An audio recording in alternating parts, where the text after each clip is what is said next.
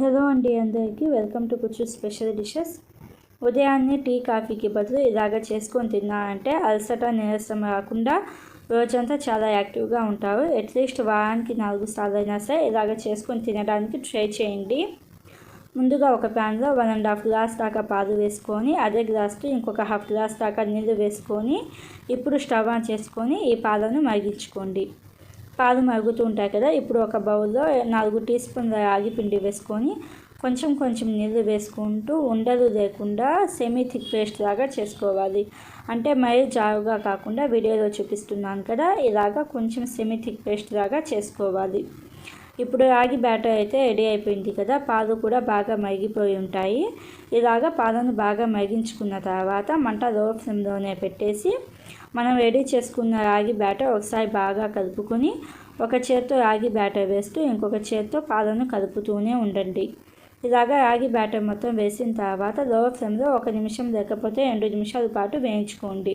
2 నిమిషాల తర్వాత ఒక 1/2 గ్లాస్ పాలు లేకపోతే 1/2 గ్లాస్ దాకా నీళ్ళు వేసుకొని ఒకసారి బాగా కలుపుకొని 2 ఇలాచీలు అలాగే ఒక 1/2 కప్పు దాకా బెల్లం తురుము వేసుకొని ఒకసారి బాగా కలుపుకోండి.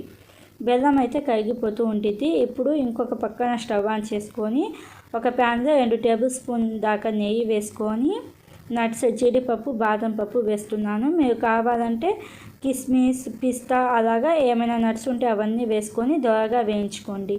ఇలాగ దోరగా వేయించుకున్న తర్వాత మంట ఆఫ్ చేసేసి రాగి మనకి ఉడుకుతూ ఉంది కదా, ఈ రాగిని విస్కర్తో బాగా కలపండి. అంటే ఉండలు లేకుండా విస్కర్తో ఒక 2-3 నిమిషాల పాటు బాగా కలుపుకోవాలి.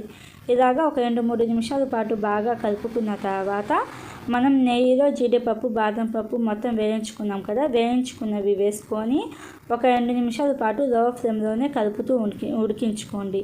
ఇలాగ లో ఫ్లేమ్లో ఒక 2-3 నిమిషాల పాటు కలుపుతూ ఉడికించుకున్న తర్వాత మంట ఆఫ్ చేసేసి సర్వ్ చేసుకోవడమే. చల్లారిన తర్వాత మధ్యలో కలుపుతూ ఉండండి, లేకపోతే పైన తెట్టులాగా వచ్చేసిద్ది.